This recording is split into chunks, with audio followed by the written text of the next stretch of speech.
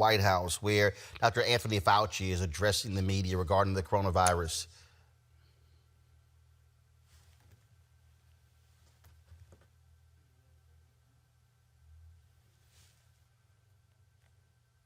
All right, not sure if we have the audio. Folks, let's double check that, please.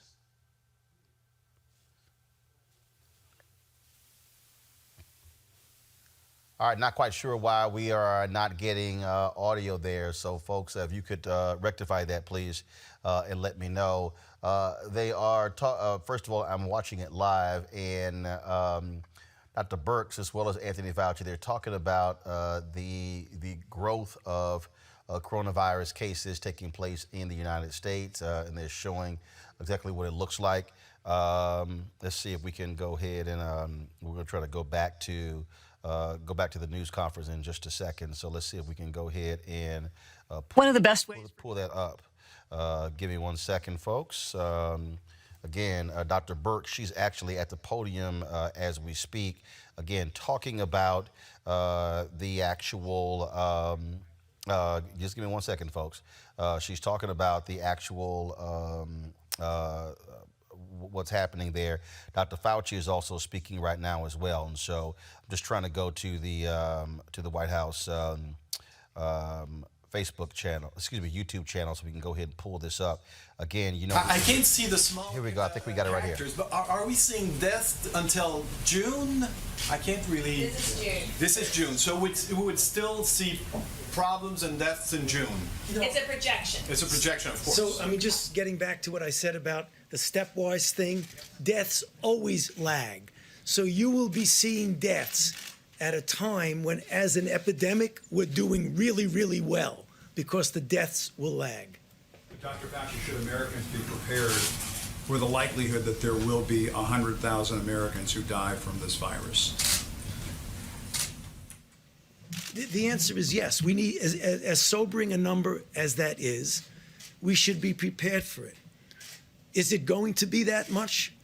I hope not. And I think the more we push on the mitigation, the less likelihood it would be that number. But as being realistic, we need to prepare ourselves that that is a possibility, that that's what we will see. A very short period of time for that to happen. Right. Can the country handle that in such a short period of time, within a couple of months? You know, 50,000 a month. You know, it will be difficult. I mean, no one is denying the fact that we are going through a very, very difficult time right now. I mean, we're seeing what's happening in New York. That is really, really tough. And if you extrapolate that to the nation, that will be really tough. But that's what it is, Jim, and we're going to have to be prepared for that. Yeah, I think because the model, that was from IHME, that's based and heavily laden by the data that has come in from New York and New Jersey and Connecticut. So, you know, that can skew to a higher peak and more significant mortality. If all of the other states are able, and all the other metro areas are able to hold that case number down, then it's a very different picture. But you have to predict on the data you have, which is heavily skewed to New York and New Jersey. Just one extra thing. Getting back to that, that's really an important slide that Dr. Birx showed. The cluster of other cities that are not New York and not New Jersey. If we can suppress that from any kind of a spike, the numbers could be significantly lower than what we're talking about. You have some cities that are not following these guidelines. Right, and that's the reason my plea at the end of my remarks, Jim, that now is the time to put your foot on the accelerator, because that's the only thing that's going to stop those peaks. Dr. And some of the cities are doing very well, as you see, very well at this early stage. But the number, the doctor said 100,000, the number is between 100 and 200,000, maybe even slightly more.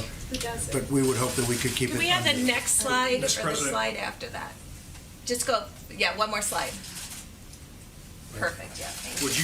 Would you tell cities that aren't doing what, you know, New York, New Jersey, Washington, you know, the cities that have been taking charge in all of this, would you urge some of the cities that haven't been doing this, Mr. President, to get with the program?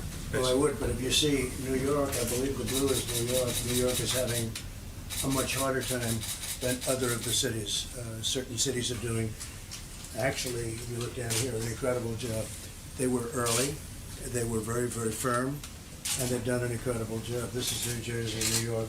This is, I mean, if you remember, California and Washington State were down here, and they had some of the earliest cases. But we're seeing places in Florida not doing what New York and New Jersey have been doing, what Washington State has been but doing. they're doing very well by comparison. Mr. President.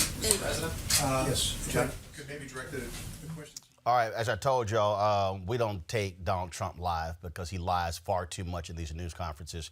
And so do we trust Dr. Brooks, Dr. Fauci? Absolutely. But again, anything that Donald Trump says in any of these briefings must be vetted, must be fact-checked, because he is prone to lie consistently in these news. I want you to like, share, and subscribe to our YouTube channel, youtube.com/Roland S. Martin. And don't forget to turn on your notifications.